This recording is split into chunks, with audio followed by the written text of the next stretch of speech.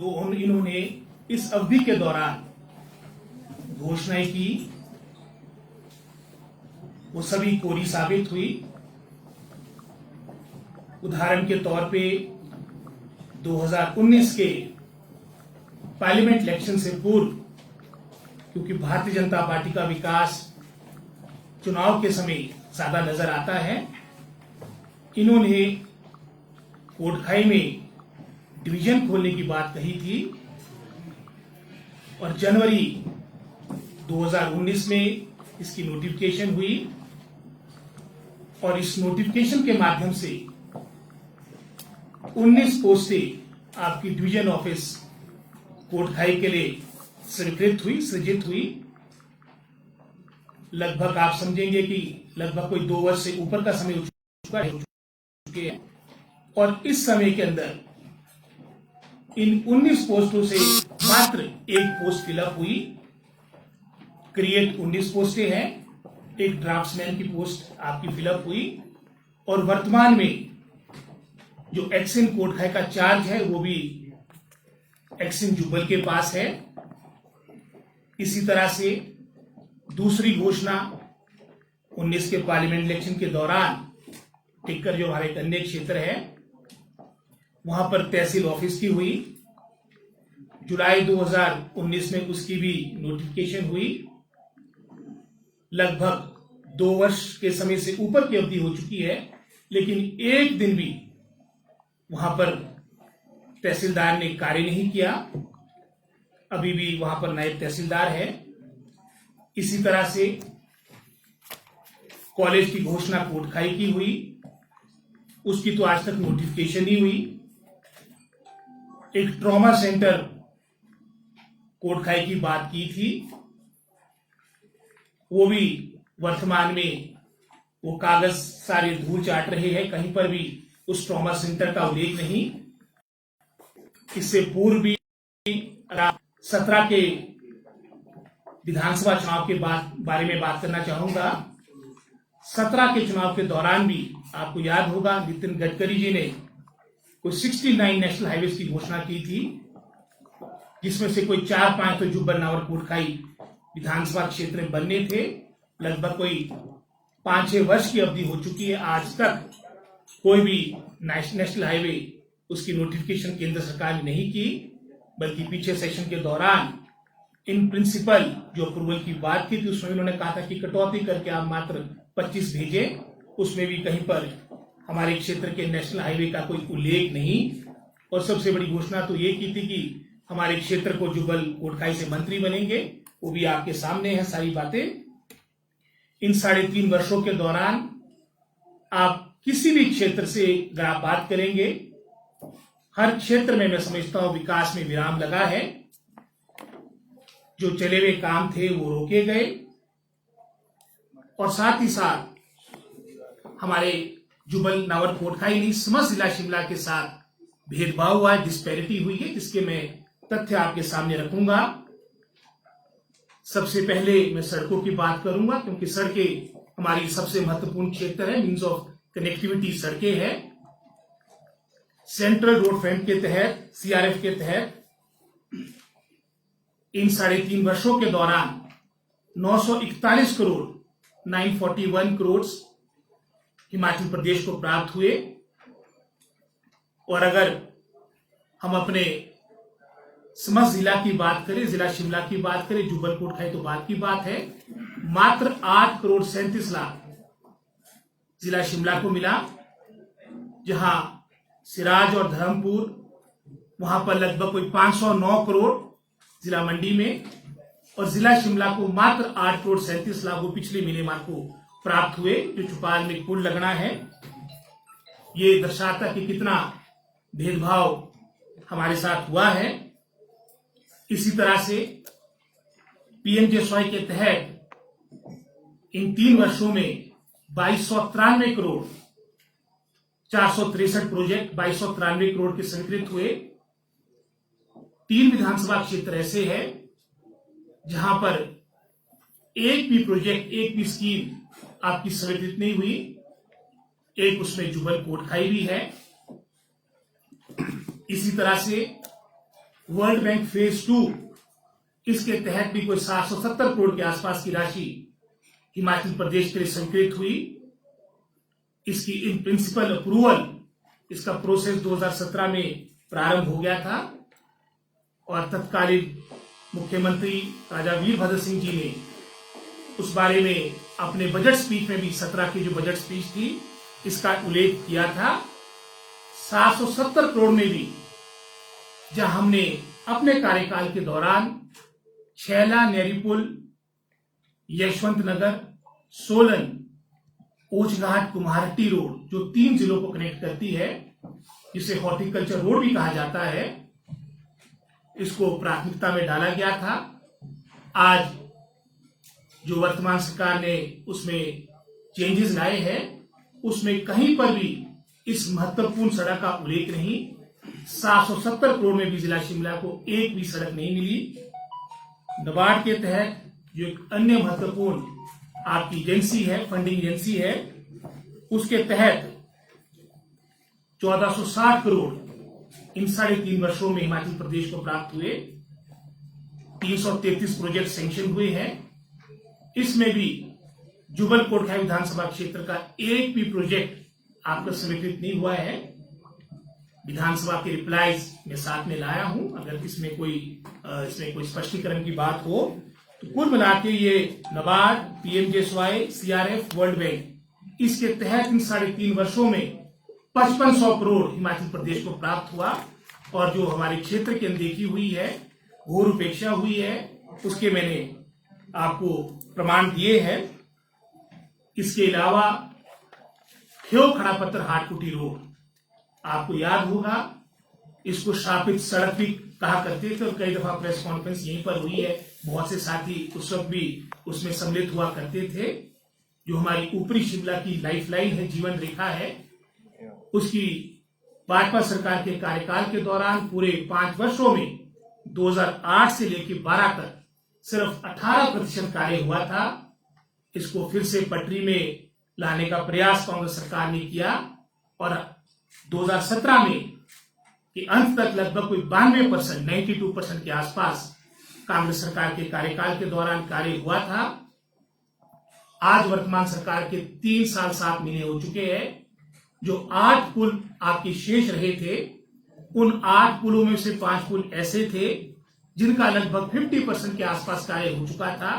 वर्तमान में इन 8 पुलों में से एक भी पुल आप बनाने में सफल नहीं हुए। जहां भारतीय जनता पार्टी विपक्ष में थी, उस वक्त पदयात्रा की, लेकिन जब काम करने का अवसर जनता जनार्दन ने दिया तो उसे रोका गया। आज ये हमारा 8% कार्य भी रुका पड़ा है। इसी तरह से हमारा जिला शिमला से बाहुल्य क्षेत्र है और कांग्रेस कार्यकाल के दौरान एक बहुत ही महत्वाकांक्षी वर्ल्ड बैंक एडेड हमारा हॉर्टिकल्चर प्रोजेक्ट 1134 करोड़ का हिमाचल के लिए स्वीकृत हुआ था। 5 अगस्त 2016 को इसकी स्वीकृति प्राप्त हुई थी और उसके बाद ये कार्य प्रारंभ किया गया। 17 के अंत में सत्ता परिवर्तन हुआ और जिस तरह से जयराम सरकार ने, मेरा आरोप है जयराम सरकार पे, इन्होंने इस प्रोजेक्ट को भी डीरेल करने का हर संभव प्रयास किया और यहां तक हमारे बागवानी मंत्री ने कहा कि ये तो सिर्फ 4-5 विधानसभा क्षेत्रों का प्रोजेक्ट है। आज जब इस प्रोजेक्ट की मैं समझता हूं अच्छे परिणाम जनता के सामने आ रहे हैं तो उसका श्रेय लेने का प्रयास हो रहा है। जहां ये वर्ल्ड बैंक के द्वारा 1134 करोड़ के आसपास की राशि इसके लिए सैंक्शन थी, लेकिन सरकार की, वर्तमान सरकार की लेट लतीफी, इनकी दुलमुल रवैया, इनका उदासीन रवैया, उसमें कटौती करके आज 1066 करोड़ का इसको कर दिया गया। लगभग कोई 68 करोड़ की कटौती हुई है और उसमें मेन रीजन, मुख्य कारण जयराम सरकार का उदासीन रवैया। और आज चाहे वो प्राड़ा में प्रोसेसिंग प्लांट की बात आती है, ये कांग्रेस सरकार की सोच थी। पूरे भारतवर्ष में प्रोसेसिंग मात्र 4% उत्पादों की होती है, जहां स्टोरेज फैसिलिटी मात्र हमारे 2% के आसपास जो हमारे प्रोड्यूस है वो अवेल करते हैं। इसी तरह से हमारा जो प्रोसेसिंग को और बढ़ावा मिले, इसी सोच के साथ प्राड़ा में 91 करोड़ 91 करोड़ के आसपास की राशि हॉर्टिकल्चर प्रोजेक्ट के तहत स्वीकृत हुई थी। अब इसका श्रेय लेने की बात करें जो वर्तमान हमारे भाजपा के लोग हैं, अगर हम इनके ड्रीम प्रोजेक्ट की बात करें जो भारतीय जनता पार्टी के कार्यकाल के दौरान एक प्रोसेसिंग प्लांट का आधारशिला रखी गई थी, वो प्रगति नगर में रखी गई थी और वो 22 सितंबर 2012 को चुनाव से सिर्फ 15 दिन पहले, बल्कि विधानसभा के अंदर प्रश्न भी लगा था, इसके लिए कोई बजट का प्रावधान था तो कोई भी प्रावधान आपका जो प्रगति नगर में आपने फाउंडेशन स्टोन रखा था, कोई भी उसका प्रावधान नहीं था। और उसी पत्थर के साथ, उसी शिलान्यास के साथ एक हमारा इंडेज का भी शिलान्यास है। आपको याद होगा वर्ष 2000 में, आज से कोई 21-22 साल पहले धूमल साहब ने वहां पर भी एक शैंपेन इंडस्ट्री का पत्थर रखा था, उसमें उसके साथ फिर अगले कार्यकाल में एक वर्मी कंपोस्ट का, केंचुआ खाद का 3 पत्थर अभी भी मैं समझता हूं वहां पर प्रगति नगर में लगे हैं, जो आज भी अपनी राह देख रहे कि कभी हमारा भी कायाकल्प होगा। आज जो प्राड़ा में हमारा प्रोसेसिंग प्लांट लग रहा है, कांग्रेस पार्टी की देन है। आज मैं भाजपा के लोग का देख रहा था कि स्विट्जरलैंड से मशीनरी आ रही है, तो उससे पहले भी जो हमारी वहां पर आपकी कॉटन फैक्ट्री थी प्रगति नगर में, उसकी मशीनरी भी जापान और जर्मनी से थी। आज जो हमारे समय में वहां पर यह संयंत्र स्थापित था, आज उसकी मशीनरी नागपुर पहुंची है। कबाड़ में हमारा ये कारखाना बेचा गया, ये भी भाजपा सरकार के कार्यकाल के दौरान हुआ है। इसके अलावा लगभग कोई 237 करोड़ इसी प्रोजेक्ट के तहत, जो हॉर्टिकल्चर प्रोजेक्ट का मैंने उल्लेख किया, आपका एचपीएमसी की मॉडर्नाइजेशन के लिए दिया गया, जिसमें से हमारे 16 करोड़ 48 लाख गोमा के सीएस स्टोर के लिए है। 25 करोड़ से ऊपर की राशि आपकी रोडू के सीएस स्टोर की है। इसके अलावा हमारे टूटूपाड़ी में 6 करोड़ 70 लाख के आसपास की राशि वहां के पैक हाउस के लिए है। कोई 6 हमारे जो एग्जिस्टिंग हमारे एचपीएमसी की यूनिट्स हैं, उनको मॉडर्नाइज करने के लिए पैसा दिया गया। 5 जगह नए सीएस स्टोर बनाने का प्रस्ताव भी ये 11 से 1134 करोड़ के प्रोजेक्ट के अंतर्गत है। इसमें कोई भी, मैं समझता हूं इसमें योगदान वर्तमान भाजपा सरकार का नहीं, इनका तो यही कोशिश थी कि इस तरह से इस प्रोजेक्ट को फेल किया जाए। इन्होंने बड़ा प्रयास किया इसमें फेरबदल करने का, उसमें वो सफल नहीं हो पाए।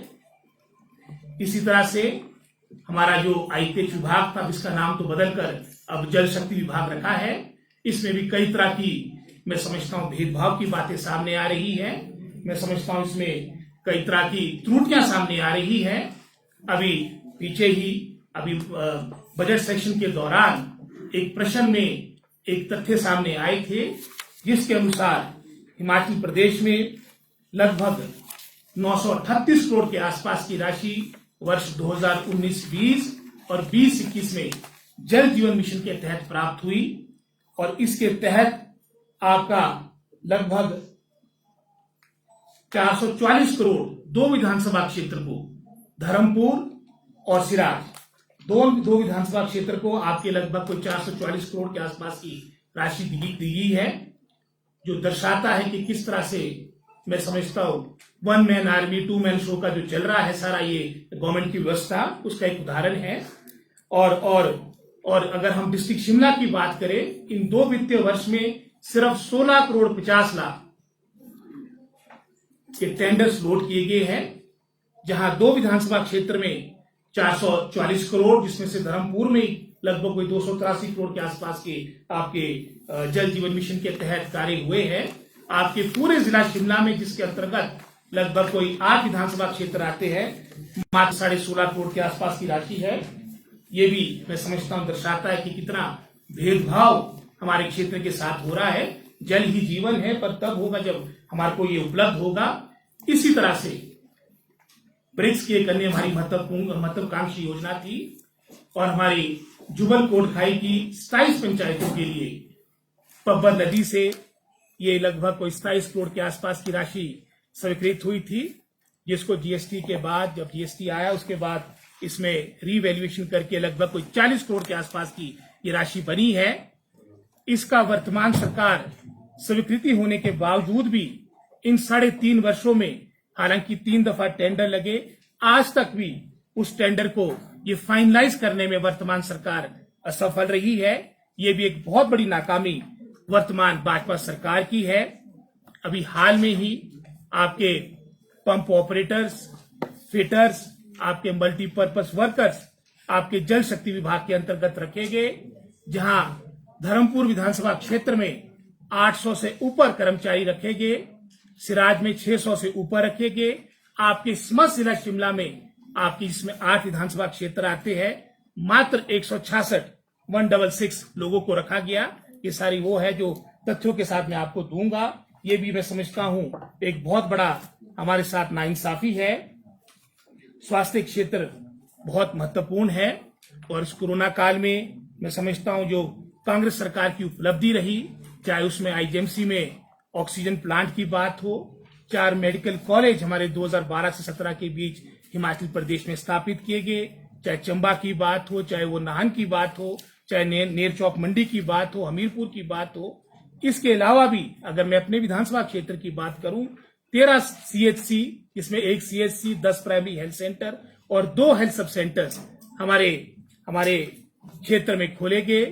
वर्तमान सरकार के कार्यकाल के दौरान, इन 3.5 वर्षों के दौरान खोलने की बजाय कोरोना महामारी के बावजूद भी 17 पीएससीज बंद किए गए, जिसमें से 7 पीएससीज हमारे डिस्ट्रिक्ट शिमला के थे, जो दर्शाते हैं कि इतना हमारे साथ भेदभाव वर्तमान सरकार कर रही है। आज मैं समझता हूं एप्पल सीजन, सेब सीजन प्रारंभ होने जा रहा है। पिछले कल सुरेश भारद्वाज जी भी, जो आज से पहले कभी नहीं हुआ था, कंट्रोल रूम का भी उद्घाटन करके आ गए हैं।